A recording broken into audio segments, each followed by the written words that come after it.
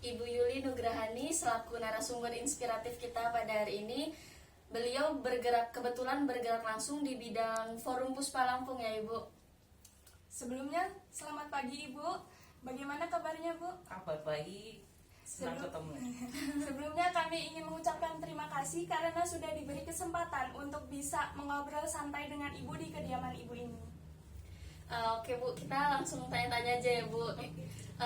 Menurut Ibu sendiri, kira-kira apa nih Bu yang dimaksud dengan pemberdayaan perempuan itu sendiri Bu? Pemberdayaan ini kata yang biasa dan dia mempunyai kata dasar daya. Artinya seluruh gerakan, seluruh program yang memberdayakan, membuat perempuan berdaya itu bisa disebut sebagai pemberdayaan perempuan. Lalu apa saja sih Bu bentuk-bentuk dari pemberdayaan perempuan itu?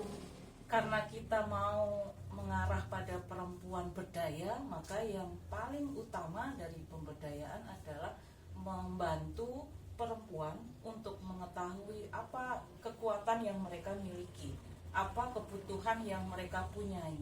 Kemudian mereka mampu mengatakan dan menyuarakan kebutuhan-kebutuhan itu serta melakukannya sesuai dengan kekuatannya.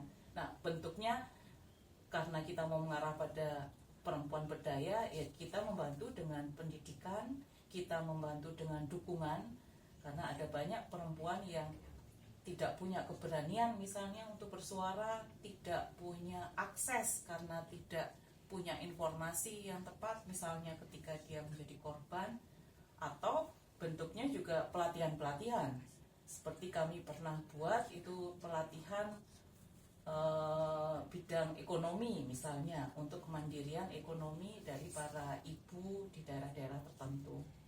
Manfaat dari adanya pemberdayaan perempuan ini sendiri apa Bu kira-kira? Jadi manfaatnya bukan hanya untuk si perempuan, tapi juga untuk seluruh orang yang ada di sekitarnya, atau kalau mau lebih luas lagi, kalau kita sebut ada juga pemberdayaan perempuan dalam bidang politik misalnya. Dia mampu juga untuk memberikan pengaruh dalam kebijakan-kebijakan publik, dan tentu saja ketika dia menyuarakan kebutuhannya sebagai perempuan, ini akan mewakili juga perempuan-perempuan lain yang mempunyai kebutuhan yang sama. Karena menurut kami saat ini tuh perempuan tuh kesejahteraan tuh berada di krisis gitu. Apalagi kalau kita menilik kasus-kasus yang ke belakang ya Bu.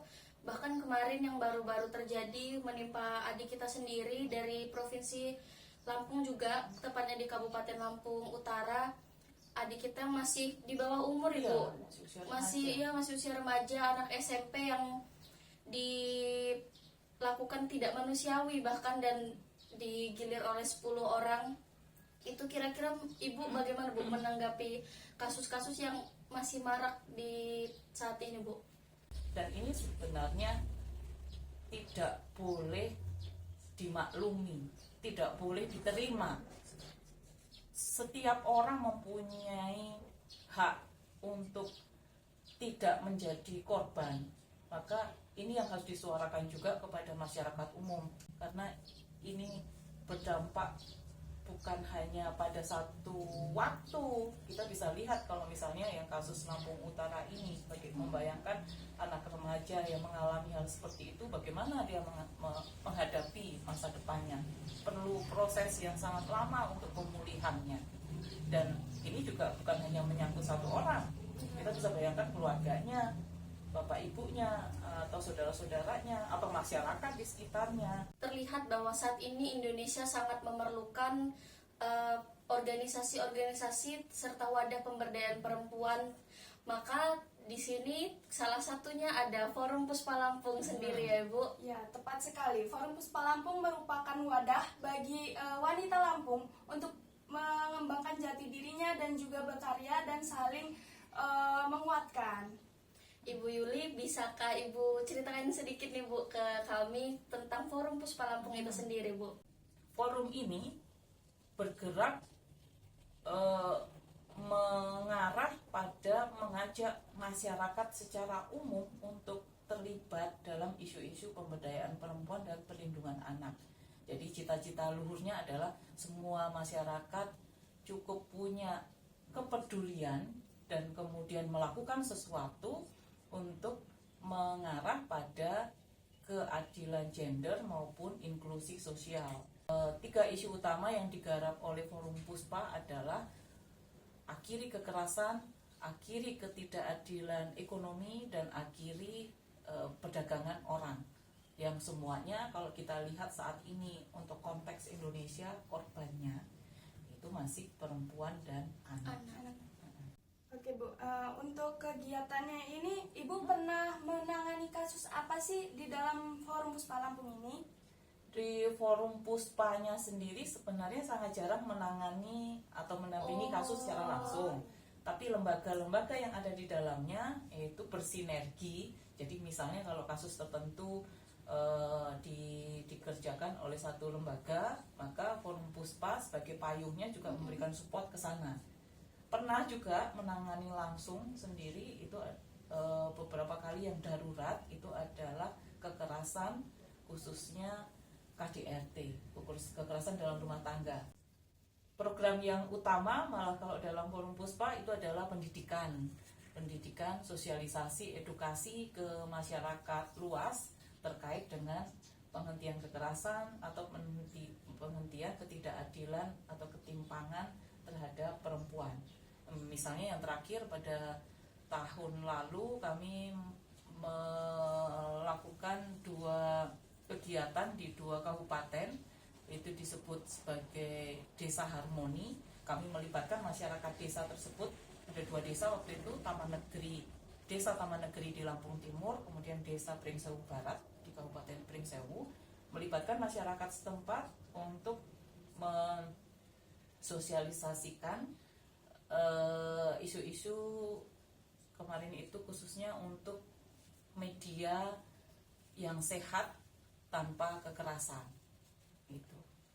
Ibu, dari kegiatan-kegiatan yang udah dilakuin nih di Forum Puspa, kira-kira tantangan apa saja sih Bu yang dirasain? Apalagi kan ini kita bergeraknya di pemberdayaan ya Bu, bukan hal yang mudah gitu. Tantangannya nih gimana Bu, bisa dijelasin nggak? Nah, tantangan utamanya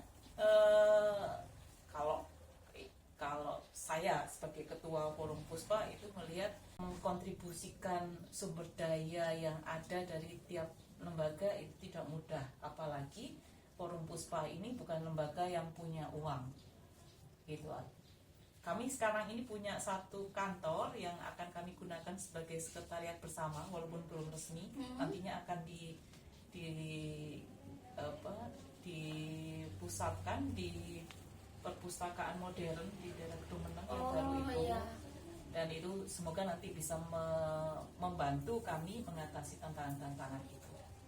Baik Ibu, untuk mengakhiri podcast pada hari ini, apa pesan yang akan Ibu sampaikan untuk perempuan di seluruh Indonesia?